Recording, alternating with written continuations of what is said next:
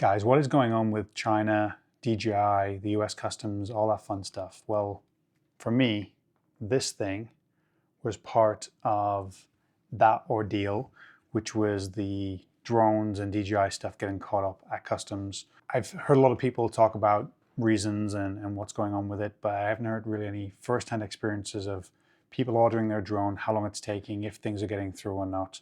So for me, my DJI Neo was in fact caught up in that ordeal. So essentially, let's rewind. I ordered this a month ago, exact date right here.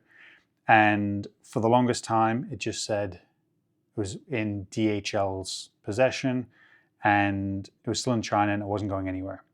And I got an email this morning saying there's an issue at customs. You might want to call DHL. I knew what the issue was. Obviously, it was the whole ordeal going on with that scenario.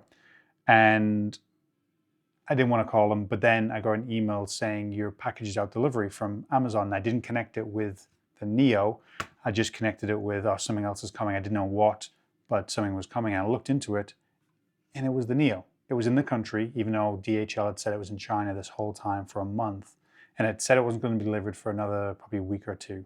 So it's like, oh, we're in November now. It may show up.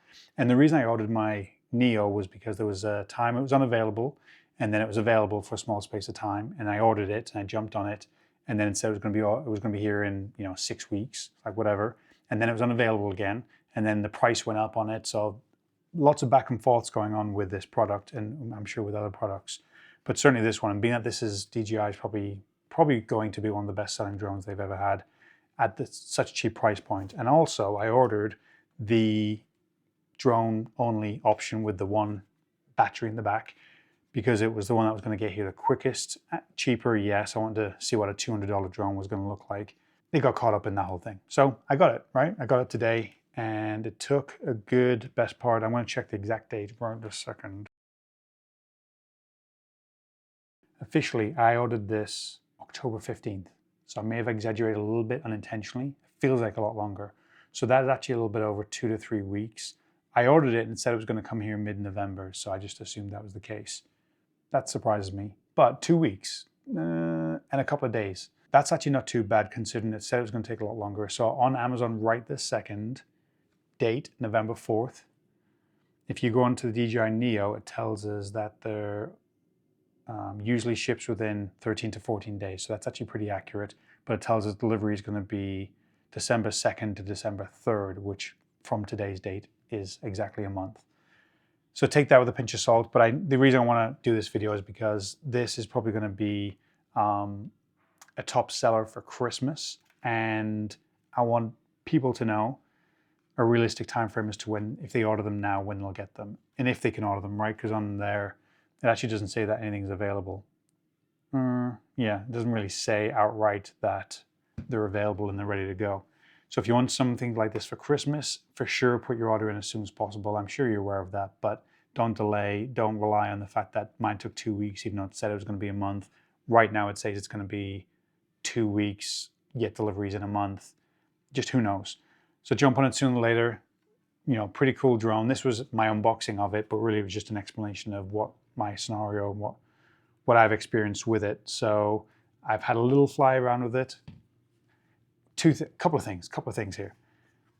It's tiny. It's tiny. The box is downstairs. The box was tiny. I thought, no way. No way it's that small. You get it. It's that small. People do this all the time. That's the two together. It's hard to get a sense of scale unless it's in your hand.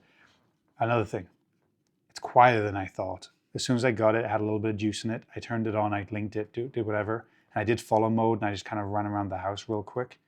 And a lot quieter than I thought. I thought indoors it was going to be kind of screechy and really annoying. No. And my sons didn't really care too much about it being in the air. They weren't like bothered by it. Whereas when I've had the DJI Avata 2 inside, the Avata 1, all my drones inside don't do it, but they're really high pitched and loud. This was kind of fine. And the last thing was, I know I'm definitely going to need more batteries. So I'm going to do a bigger review, or a test actually, where I'm going to go for a hike with this up to the top of a mountain near my house, the one I've been to with all my other drones, and really put it to the test to say, can I go up there, get some cool shots, get some cool whatevers with just one battery? It's going to be a test, and I've got a feeling I might end up having to charge it while I'm up there. It's not going to be ideal, but my next protocol is to get more batteries and a hub, maybe just one more battery, I'll see. But of course, with just one battery means it's a pain in the butt to charge because you got to put them both in to charge. So there we go. Oh, the last thing. I had a little go of controlling this directly with my phone, and it's in a portrait. Very tricky. There's a little bit of a delay, kind of tricky in an open space for sure. And of course, I've got the goggles, I've got the RC controller, whatever the newest one is. I've got the motion control. I've got all the ones that I need. The